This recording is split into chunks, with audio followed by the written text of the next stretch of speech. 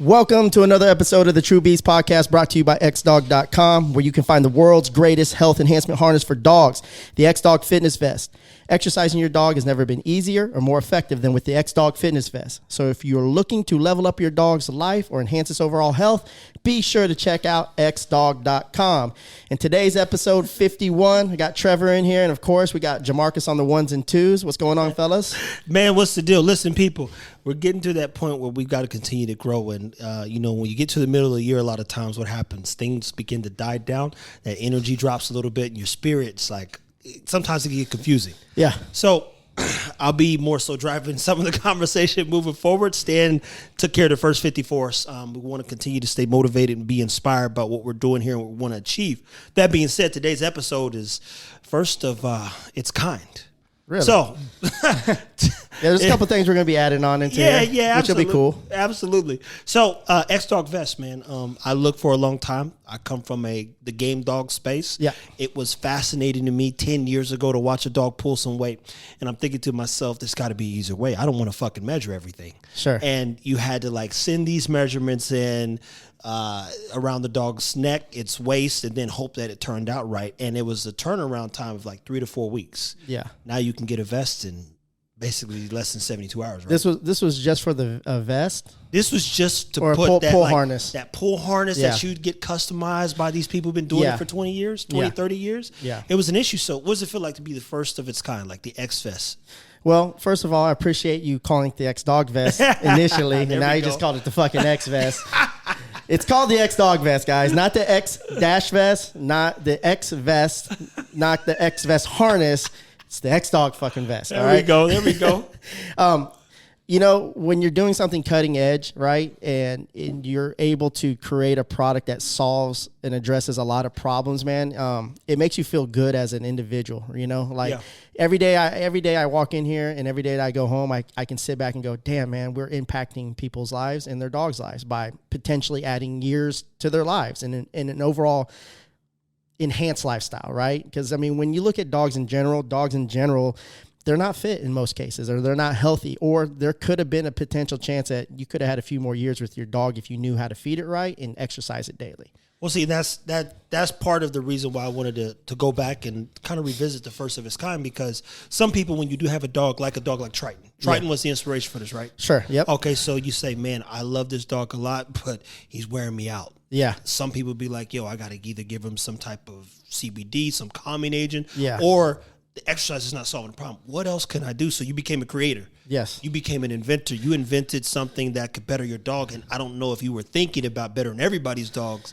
at the time. So tell them a little bit about the importance of what Triton meant to you for you to even get into that space, and then how you turned this thing into you realize, damn, this is a fucking business. I think a lot of things that are developed are usually developed on personal experiences in a situation. Like, for example, I go to a chiropractor called Pure Motions, and they're inside this other business where this lady and her husband, right? This lady got in a car accident and she got paralyzed from the waist down. So now they do all this rehabilitation stuff based off her experience in life. Like, hey, there's more to life. So the woman who's paralyzed is a chiropractor? No, she owns a business and they do physical therapy now for people in wheelchairs, right? Okay. And so they got this amazing therapist session, and then Dr. Pinnell's in there as a chiropractor. And yesterday we talked about the nervous system and how the nervous system works, and it was really interesting. But to answer your question, Triton played a pivotal role because of my personal experience with him. He was a high energy dog. I didn't have very much dog experience when it comes to being able to communicate with a dog. Yeah. And so I wanted this dog to be able to hang out in the house, right, and chill. And that's just not who he was. He's a hard dog. And what I mean by hard dog, he'll hurt himself in order to get to a ball, or super driven, he's probably broken his toe twice, just racing and just falling over and shit like that. Right. And I would walk him, maybe 3 miles a day, sometimes more. I'd do sprint work with him and stuff like that. He was still destructive around the house, right? I put him in the backyard. He was digging. I had purchased this kennel. Remember I had told you about the story about the kennel? Yep. This and I never will invest into another wooden crate again. It doesn't work out. But, I went to the grocery store. I thought, okay, well, I can't have him roam the house. Let me get him this nice kennel that he'll be comfortable. And I humanized him, have a bed in there and shit like that. And of course, he come home, the bed's destroyed. Every piece of cotton or foam is ripped out of it, right? And he's chilling and he's chewed through the cage. I'm like, this isn't working, man, And so I talked to another moment of frustration. Yeah, so I talked to a few of my trainer friends who had game dogs, and they're like, dude, you need to get a metal crate, first of all. Second, you need to stop humanizing him, And third, you're going to have to try to work him out more excessively. And so I've initially invested into another weight harness. And when you go out and you look at weight harnesses right out there right now, the weight harnesses, they 9 times out of 10, I haven't found one that doesn't. They offer these metal blocks, right? Yeah. Which is a problem because when your dog is high drive and he's chasing something or he's climbing a wall or he's jumping up after something and they're not very coordinated, they're going to fall down at least once and learn from that experience, right? Yeah. And make their adjustments. But when you add metal blocks, it's just too heavy. It's too much of a weight gap. There was no instructions saying, hey, don't put all this weight in there, and you're talking about 15 pounds on a 30-pound dog on a small vest, And so now the dog is even though he's driven, his muscles are not conditioned. His fixator muscles are not conditioned to handle that type of weight. It's like you throwing, let's say, so you don't have no stabilizer muscles, but then you throw a barbell on your back with 2 45-pound plates. And so you don't even have to tell me. I remember my dad did 7 years in a level 5 prison. And when he came out, I remember telling him, I look like I look now, but I was in 8th grade. And he goes, I thought you'd been working out. And I didn't understand balancer muscles.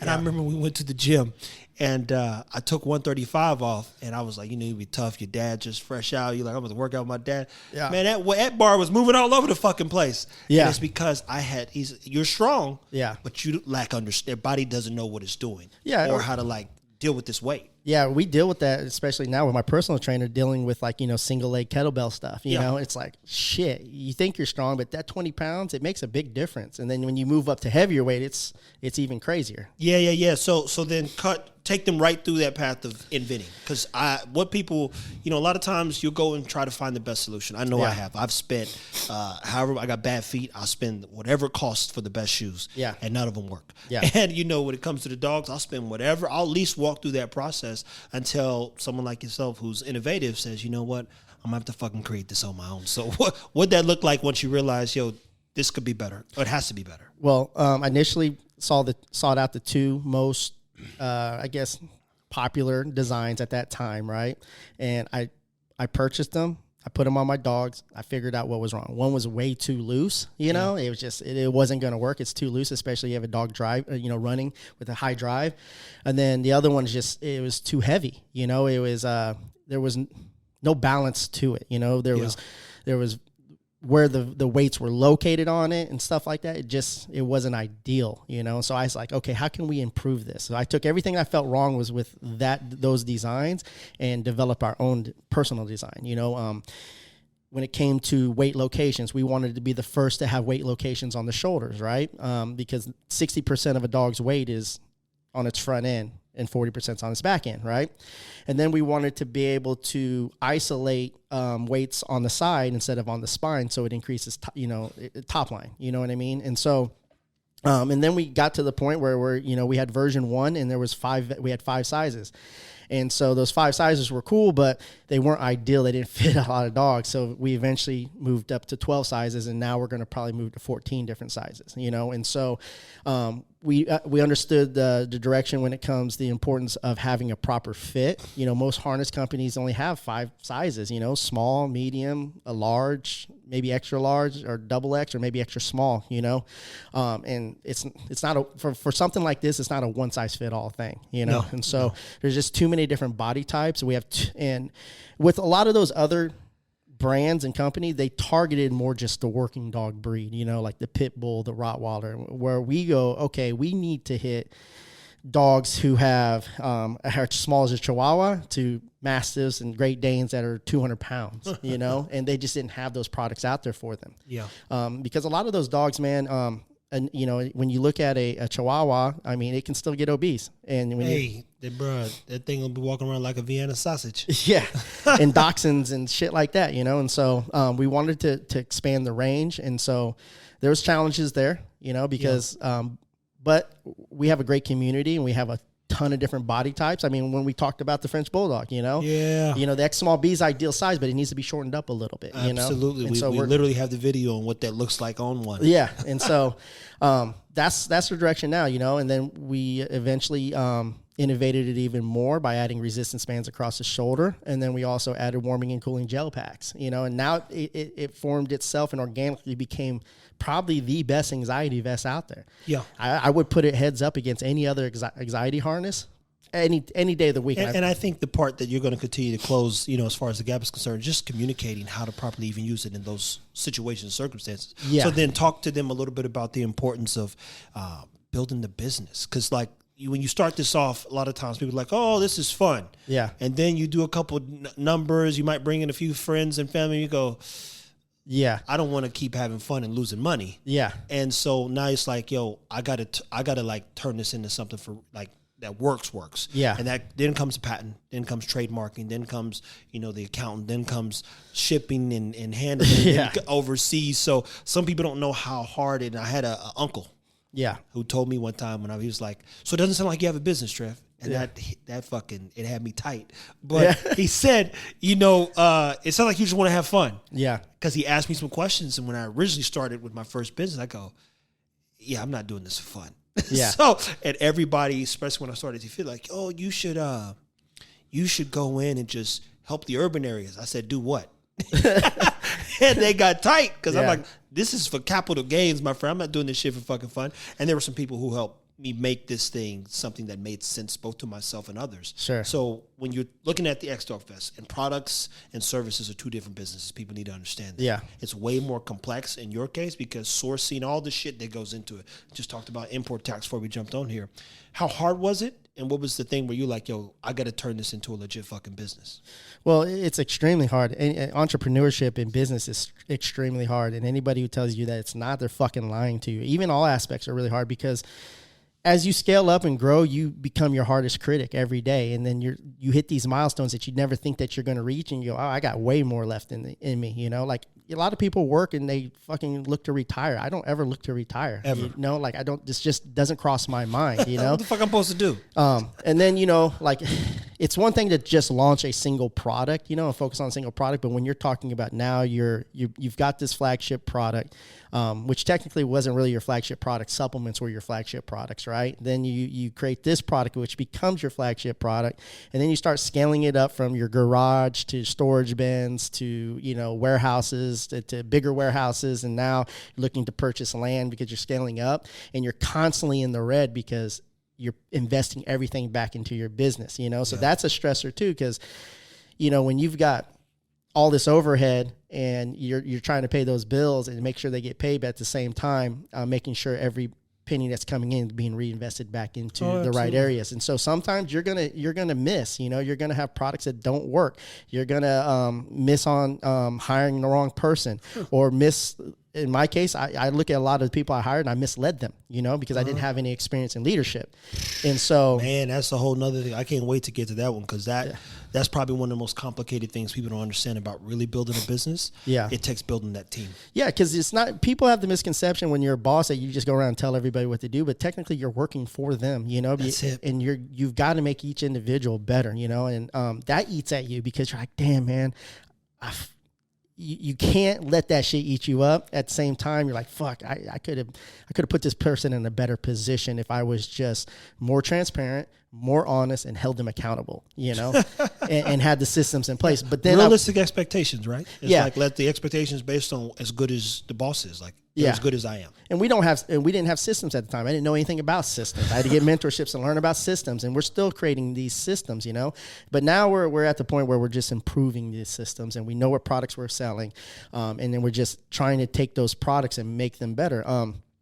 we kind of made a mistake on Amazon with one of our products. We switched from tablets to chews, and we went from a 120 count chew, which had the same active ingredients, to a 60 count chew.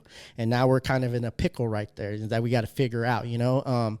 And then what's the pickle? What's the pickle exactly? Well, what's the challenge? Showing people the communication that these two active chew, the one active chew has the same amount of active ingredients as the two tablets. But the average person thinks more is better. Yes. Versus quality over quantity. I mean, when you look at the dog game in general, right? Like there's a company out of Canada that has a super high calorie food, right? And the way they do it is they infuse the fat inside the kibble. They have this systematic process that no one else is doing, but it's super high calories. And when you're a dog owner who has a kennel, they go, well, it has super high calories, right? But the second ingredient is like whole crushed up corn. They don't look at that shit, you know? Mm-hmm. And then it's just, we came up with a super high calorie dog food, right? Where you can feed less and have the communication where, listen, yeah, you're feeding your dog all this fucking shit, man, but it's not the right shit, you know? And so being able to communicate to the general audience and public, that was probably one of the biggest challenges because people saw it as just a weight vest. And so we had to change that communication to them as, well, when we called it a fitness vest, it kind of opened up a lot of ears that it wouldn't open. Then when we call it, health enhancement harness, now we're starting to hit the everyday dog owner mm-hmm. compared to just a weight vest, because some people frown upon weight vests. Well, and then that's one of the most important parts of business as well, people, is knowing when to pivot and when to listen. Yeah. I walked in, talked to 400 kids about nutrition. Nobody gave a shit. Yeah. And Tim Callahan literally said, hey, I think they want to be like you. You're going to have to train them. I said, I don't want to fucking train these kids. Yeah. He says, I'm just saying. I'm never going to forget him saying that. And so in that, shifted the whole business model. Yeah. And then start what's the cause of injury? Yeah. Also, and so, but point is the pivoting so that you could continue to grow since you're like, I got to be an entrepreneur. Yeah. I got to create. I got to make something special. I've just got to work. Yeah. It's got to work, but that requires you doing the work on yourself, most importantly. And that leads me to, again, and people, objectively, we'll be covering a little business, a little life, a little dog, man. We deal with a lot individually, and a lot of times off camera, Stan and I have some great conversations about things that we might be dealing with or ways in which we can better people that we're, betting on in a sense. Yeah. And when we're betting on somebody, we're betting on them to prove us right. Yeah. Because we don't no longer make investments in people who can't do the work. Sure. If you can do the work, we're going to give you everything we got to make sure you get there, but you got to do the fucking work. So in the choices you maybe have made early on in dealing with maybe bringing in some of the not so best people and even business decisions, what are some walls you think you developed while trying to put yourself in the best position when things went awry? Well, I don't panic as much anymore. You know? Like, I identify every problem or pickle that we run into or situation that we run into as an identifier that we're weak in that area and we need to improve it, where my perception of that problem before was like anxiety, panic, because you never experience it, it's like you're trapped in this box and there's no way, and you got to figure your way out of this shit, And so, the hardest times were the most influential times in my life when it comes to experience, and so you get to this point where you start building this thing up, and now it's like try not to get too comfortable. You know what I mean? Because when, like right now, it feels a little too comfortable. Well, I mean, but think about, we're just going back to the red part. People, if you type in Bloomberg, go look at the Amazon story. In 6 years, Amazon was, in the first 6 years, it was profitable for like an hour. Yeah. Like 1 hour, it made profit.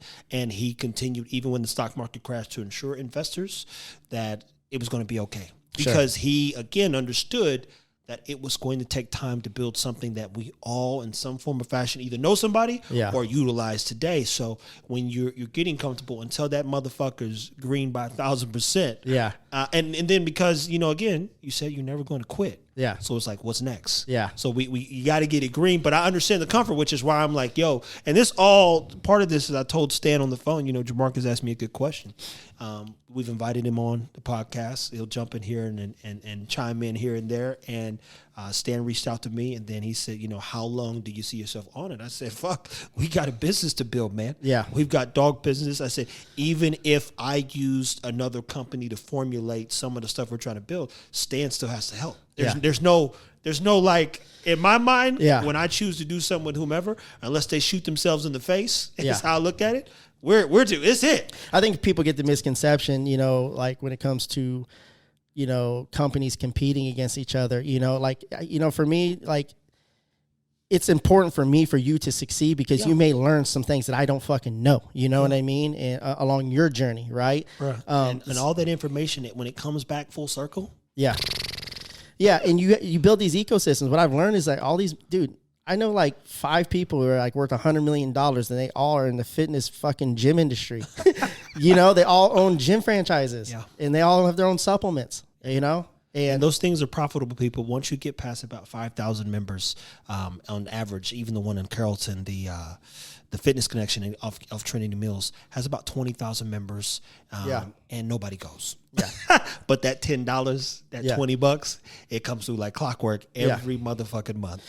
Well, that's the whole thing. You can do it while you're asleep, And another thing too is like, now we're working on the showroom that, like it's time to start building the showroom and eventually start, building these stores up. I wanted, eventually franchise X Dog out, And so, in order to do that, you've got to do one, and I think a lot of people fuck up and they go, for example, like if you're going door to door, right? If you have the mindset that you're going to 10 houses, you're going to close 9 of them. You're fucked. But if you go, hey, I'm going to go, I just need one. Yeah. And then one. And then one, another one. But people have this, I always had this misconception where I needed all these fucking people. But when I started building 1 customer to 2 customers to 4 customers to, 8 customers. And that just, when you get that 1 customer, you have to give them an exponential experience that they've never experienced with another company in their life. And right now, I think people have the ability to do that because everybody's going automated. But if you can personalize and give people personal experience, which it's a good thing or a bad thing because now people kind of have access to you, you got to be able to learn how to balance that. But then again, that's the importance of building a team, Absolutely. And that kind of ties back into just being the first of its kind and even in some regard, one of one. Yeah. And the importance of taking that personal experience that you learn and then giving it to others and then continuing to expand on it. Sure. Which is kind of like we talked about even in the DMs when people are messaging or, the customer service side, feel free to let them people hear your voice. Yeah. It was literally in Ireland, a guy reached out yesterday, hey, bro, can you analyze my dog? And the dog looked great. I said, what do you want me to tell you? Yeah. And he's like, well, she's too ripped. I said, yeah. I said, if you plan on breeding her, you need to put some fat on her so she can support the pups at some point. But good looking dog. But what do you want me to say, man? Because I don't even put stuff out there like to judge people's dogs. But I love sending that voice memo. Man, thank you so much. Yeah. That's what we don't got no bullies out here in Ireland. So they go down that rabbit hole with you. But I love them hearing the same thing they're hearing on the page because I'm not silent. A lot of people who are afraid to do voice messages are just not confident enough. If you're especially selling product, you're just not confident enough. You know what I mean? But if that's the case, then just start learning the product more. That's it. I got a couple books from a veterinarian friend of mine, man, and I'm just like, I'm reading these books. I got them for you guys too. I was just like, the everyday dog owner is not going to read this. Yeah. And be able to comprehend what you're saying. It's not simplified. God, no. And that's McDonald's 90 seconds. Yeah. When you think about the biggest things on earth, Nike, just do it. Yeah. Like they have the technology to analyze ergonomically how people move and really be supportive of athletes in every way, shape. To shoe support, all that stuff. Yeah. But just do it. Yeah. What else do you want them to say? It doesn't get louder than in action. Yeah. That's the loudest thing on earth, man. Yeah, absolutely. So, and then, when you create the product now, it's like, developing a story, and that's what I've been working on all weekend was just updating our website layout and being able to pivot that and kind of explaining it because one, it's going to do 2 things. It's going to train your team because your team members can actually go on there and actually, if they study the website, they'll be able to understand it. But if not, they can just send the customer the link. And here you go. Here's your answer. How does the vest help with anxiety? How does the vest help with, joint health? How does the vest help with, physical and mental behaviors? You know what I mean? And that requires you building more people out and along with us doing more content so people can have a place of reference to, go back and try to learn as much as they can. So then, on that note, then explain to them, and this is for me too, is what's going to keep you motivated over the next 6 months? You say you're getting comfortable. Business is kind of like it's steamrolling ahead. Yeah. And when you see steam, like a steamboat ain't moving 2,000 miles an hour, but that motherfucker's moving. Yeah. And it will tear some shit up if you get in the way of it. So as things are steaming forward and you continue to get, I won't say reality checks, but just like some checks like, yo, pace yourself. Yeah.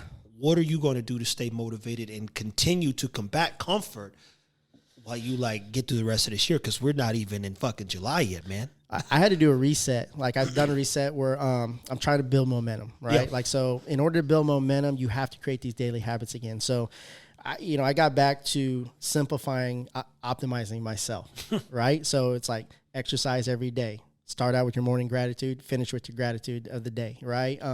These are the habits I got away from a little bit.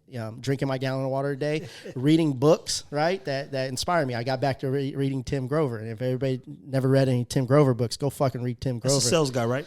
Well, he actually was the coach for Jordan, Kobe Bryant. Yeah, and the mentality of those people that he was coaching. I mean, he's coached some of the highest. He's my mentor's coach, when it comes to First Form and shit like that, and Andy and them. So he's a beast, man. And basically, he's got a new book called Winning, and it's basically like winning doesn't sympathize. Like, cool, you won. We're moving on to the next person. If you're not going to fucking work hard, winning does not sympathize for you. It does not give a fuck about you at all as an individual. You won a championship? Great.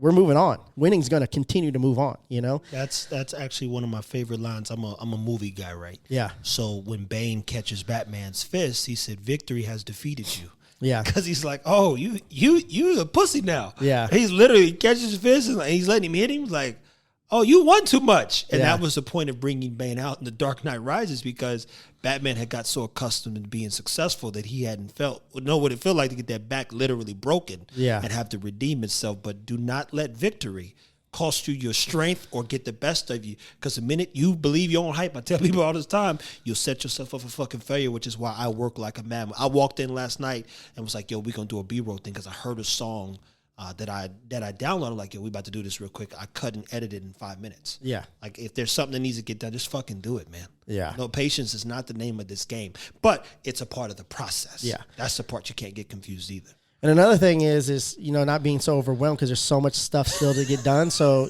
having your daily tasks, ideally 5 things is good. 3 things is 3 to 5, and just get those things done. And that's it, man. Like, don't everything else exhaust yourself. Extra credit, you got to be, and that's the part too. Is like really diving into all the supply chain issues and everything. Just patient. I mean, again, you'd like to get stuff done right now, but that ain't how the world moves. Yeah. If only thing that'll happen fast is something explodes. Yeah. And then everybody be moving fast as fuck, and they don't slow back down. You got to deal with the pain of that particular situation. Yeah. And then on that list, start with the hardest thing first. Yep. Get that shit done. Yeah, because that's going to take the most time. Yeah. For you, and then if you need help, reach out and ask for help. Yeah. Yeah. So, at anywho, people, we brought Jemarcus in. Jemarcus, what was it like being invited into this thing? Because I know you called me with some joy. He was so excited. He's like, yo, you got a minute? I was like, yeah, I'm just out here with the dogs, man. And he said, hey, Stan just asked me to be a guest on like a DJ / personality on the show. Yeah. So again, I think I told Stan thank you, and I let him know that we wanted to continue to build Jemarcus's confidence and just communication skills. So I said that would be perfect. Yeah. Because he's responsible for the other podcasts and other things that he wants to achieve. My job is just to speed up the process. Yeah. Yeah. Hey, man. Well, to be honest, I mean, getting that text or that call, if you will, very, very exciting, as you already said. For me, I just think it's a stepping stone in a step in the right direction in terms of growth.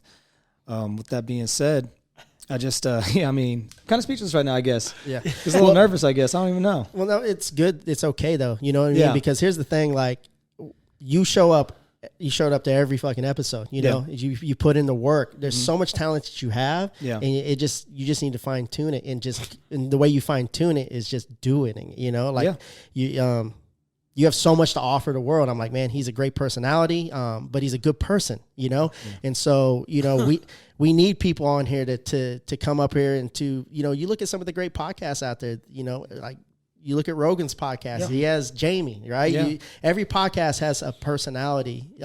And what's cool is like Brendan Schaub has The Fighter and the Kid, right? And They had Cat on there. They had Chin. They had Christian. All these people who came on, and the goal here for me is the same goal that he had. Is like everybody now has their own personality. Like Chappelle was a guest, not Dave Chappelle, but an up and coming comedian named Chappelle was a guest on there when Brian, because it's Brendan and Brian, right? And Brian Callen is a comedian, and Brendan's a MMA fighter turned into comedian. But Brian had gotten to some allegations, right? That false allegations. And that's another thing you're going to fall into when you start getting successful. You're going to have people lie on you. You're going to have people dig up your past. Man, fuck all that shit.